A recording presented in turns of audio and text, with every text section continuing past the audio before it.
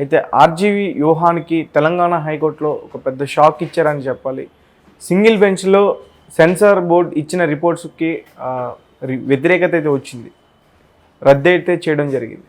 So మరి division బెంచ్లో చిత్రానికి సంబంధించిన యూనిట్ మొత్తం కూడా ఒక పిటిషన్ అయితే వేయడం జరిగింది.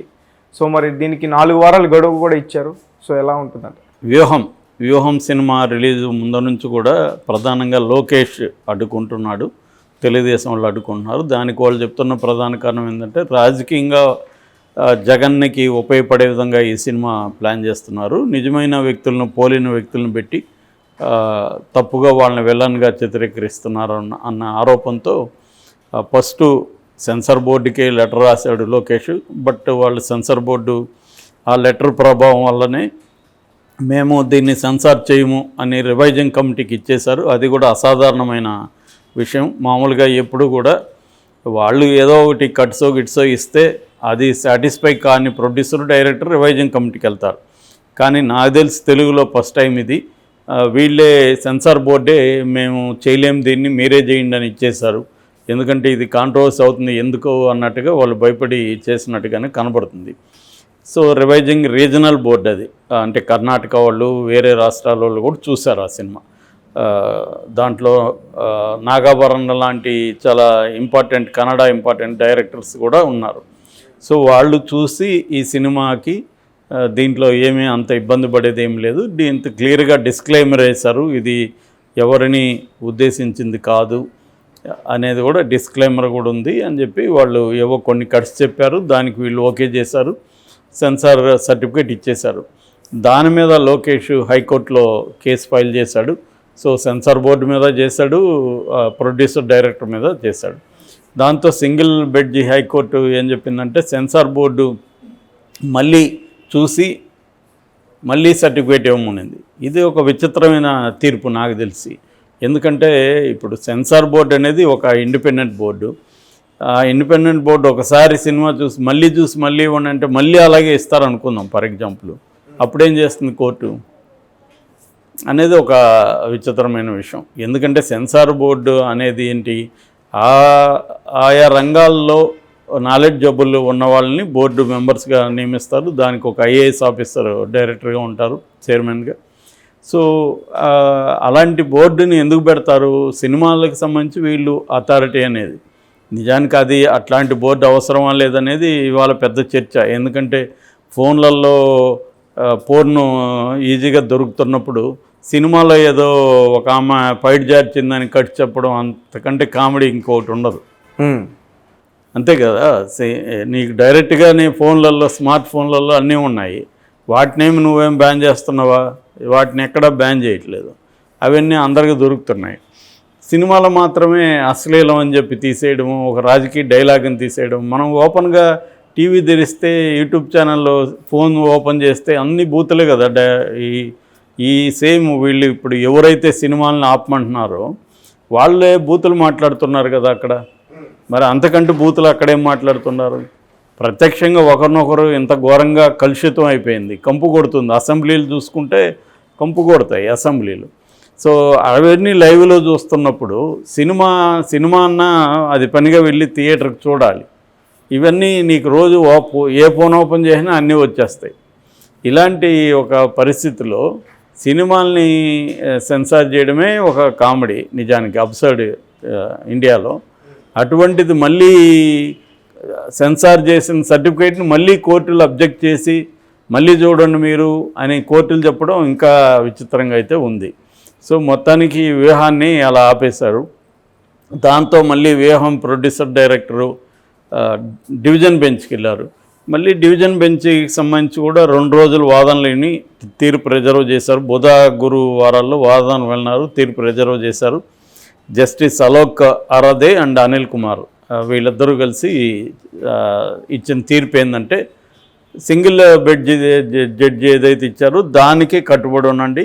9వ తేదీ లోపల సెన్సార్ బోర్డు మళ్ళీ చూసి సర్టిఫికేట్ ఇవ్వమని చెప్పింది. ఇప్పుడు ఏంటంటే సెన్సార్ బోర్డు చూసి ఇవ్వాలి. సో మరి సెన్సార్ బోర్డు ఇప్పుడు మళ్ళీ వాళ్ళ గతంలో చూసిన దానికి భిన్నంగా ఇస్తేమో గతంలో మీరు ఎందుకు ఇస్తే మీరే కదా ఇచ్చిందనే ప్రాబ్లం వస్తుంది. అంటే కోర్టు రెండోసారి చూడమంటే మీరు మార్చేస్తారా అనేది వస్తుంది.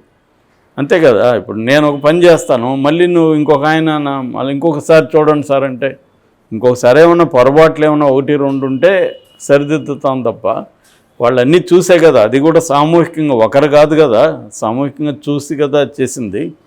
మళ్ళీ చూడండి అంటే అర్థం ఏంటి అంటే, మీరు మళ్ళీ చూడండి అంటే అర్థమైందంటే కోర్టు వీళ్ళకి అనుగుణంగా చేయండి అన్నట్టుగానే ఉంది ఇండైరెక్ట్గా. మళ్ళీ చూడమంటే మళ్ళీ అదే ఇస్తారని కాదు కదా, మళ్ళీ అదే ఇచ్చేదానికి మళ్ళీ ఎందుకు చూడమంటారు? మళ్ళీ చూడండి అంటే అర్థం దీనికి ఇవ్వకండి అనో, లేకపోతే ఈ సినిమాని ఆపండి అనో అనేది ఇండైరెక్ట్గా వాళ్ళ మీద ప్రెజరేది మళ్ళీ చూడమండం అంటే అర్థం. కానీ ఇప్పుడు మరి సెన్సార్ బోర్డు ఏం చేస్తుంది, వాళ్ళకు కూడా ఇంటిగ్రిటీకి వచ్చినది. ఇప్పుడు కోర్టు చెప్పింది కాబట్టి మేము రేపు సెన్సార్ ఇవ్వమని వాళ్ళు చెప్పడానికి లేదు. మా రూల్స్ ప్రకారం ఈ సినిమా ఓకే అని మళ్ళీ వాళ్ళు ఇస్తారని నేను అనుకుంటున్నాను. అట్లా ఇవ్వకపోతే సెన్సార్ బోర్డుకి క్రెడిబిలిటీ పోతుంది. ఎందుకంటే మిమ్మల్ని రేపొద్దున నేను కూడా ఇంకొక సినిమా, ఇప్పుడు రాజధాని ఫైల్స్ వస్తుంది, మరి అదే తెలుగుదేశం ప్రభుత్వం సంబంధించిన సినిమా, అది క్లియర్గా తెలిసిపోతుంది. అమరావతిని జగన్ నాశనం చేసినాడు అని చెప్తున్న సినిమా అది. మరి అదేలా అలా చేస్తారు? దాంట్లో కూడా కొడాలి నాని కైండ్ ఆఫ్ క్యారెక్టర్లు ఉన్నాయి ట్రైలర్లో. అవును. మరి అదేలా అలా చేస్తారు? రేపు ప్రతిధ్వని రాబోతుంది, ఆ దాంట్లో కూడా మళ్ళీ జగన్ మీదే ఉంటాయి కదా, దాన్ని ఎలా అలో చేస్తారు? ఇప్పుడు పవన్ కళ్యాణ్ సినిమాలో రాజకీయ డైలాగులన్నీ పెడుతున్నారు, బాలకృష్ణ సినిమాలో పెడుతున్నారు. సో ఇదేంటంటే రాజకీయాలు బయట ఎలాగ మాట్లాడతారో, కళల్లో సాహిత్యంలో కూడా రాజకీయాలు ఉంటాయి, సినిమాల్లో కూడా ఉంటాయి. సినిమా కళల్లో సాహిత్యంలో సినిమాల్లో మాత్రం రాజకీయాలు ఉండకూడదు అని చెప్తే అంతకంటే ఒక వెనకబాటుతనం అనేది ఉండదు. ఎందుకంటే ఓపెన్గా అన్ని చోట్ల రాజకీయాలు మాట్లాడినవు, సినిమాల్లో మాత్రం మాట్లాడొద్దు రాజకీయాలు అంటే ఎలాగా? సినిమాల్లో ఎందుకు మాట్లాడకూడదు? అదొక కళారూపం, అది సమాజాన్ని ప్రతిబింబిస్తుంది, ప్రతిఫలిస్తుంది. సో సమాజంలో ఏమేమి జరుగుతుంటాయో సినిమాల్లో కూడా చూపించే అవకాశం ఉంది. సో ఇదేంటంటే కోర్టులు కూడా ఇన్ఫ్లుయెన్స్ అవుతాయి బయట ఉండే విషయాల మీద, అంతేగాని దీన్ని కరెక్ట్గా దీని చట్టం ఏం చెప్తుంది దీనికి అనేది ఎక్కడ మనకు కనబడట్లేదు. ఇప్పుడు కాశ్మీర్ ఫైల్స్కి వెళ్ళినప్పుడు కాశ్మీర్ ఫైల్స్ మీద సుప్రీంకోర్టు ఏం చెప్పింది, మేము సెన్సార్ బోర్డు ఇచ్చినాక మేము ఇన్వాల్వ్ కామని చెప్పింది. మరి ఇక్కడ ఎందుకు ఇన్వాల్వ్ అవుతున్నారు అనేది అర్థం కాని ప్రశ్న. సెన్సార్ బోర్డు ఒకసారి సర్టిఫికెట్ ఇచ్చినాక మేము ఇవ్వమని చెప్పారు కోర్టులు చాలాసార్లు. కానీ మరి సెన్సార్ బోర్డు ఇచ్చినాక కూడా మళ్ళీ మీరు చూడండి అని చెప్పడం, దీన్ని లేట్ చేయడం ఈ సినిమాని, దానివల్ల వాళ్ళ పెట్టుబడులు ఇవన్నీ ఇబ్బంది అవుతాయి.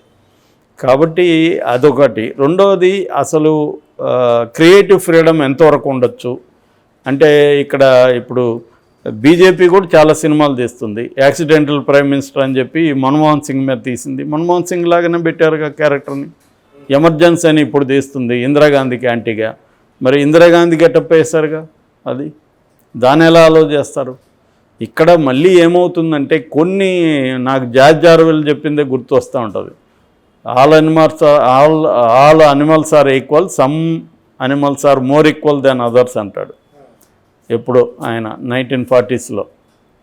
అలాగా అందరూ సమానం అని చట్టం ముందు చెప్తాం, కానీ అంతకంటే బూత్ ఉండదని ఉండవల్లి వాళ్ళు చెప్తుంటారు. అంతకంటే నిజంగా బూత్ ఉండదు. ఇక్కడ ఏంటంటే అనేక అంశాలు పనిచేస్తూ ఉంటాయి, అందరూ సమానం అయితే కాదు. కాబట్టి అందరికీ ఫ్రీడమ్ ఆఫ్ ఎక్స్ప్రెషన్ ఉందంటే అది అబద్ధం. ఫ్రీడమ్ ఆఫ్ ఎక్స్ప్రెషన్ కొంతమందికే ఉంటుంది, కొంతమందికి ఉండదు అని చెప్పడానికి ఇది ఒక లేటెస్ట్ ఎగ్జాంపుల్. రామ్ గోపాల్ వర్మకి ఫ్రీడమ్ ఆఫ్ ఎక్స్ప్రెషన్ ఉండదు, ఇంకొకరికి ఉంటుంది. రాజధాని ఫైల్స్ తీసే అతనికి ఉంటుంది, లేకపోతే ఇంకొక సినిమా కాశ్మీర్ ఫైల్స్ తీసే అతనికి ఉంటుంది. ఇట్లా కేరళ మీద వచ్చాయి, కేరళ దీంట్లో ముస్లింలకి యాంటీగా.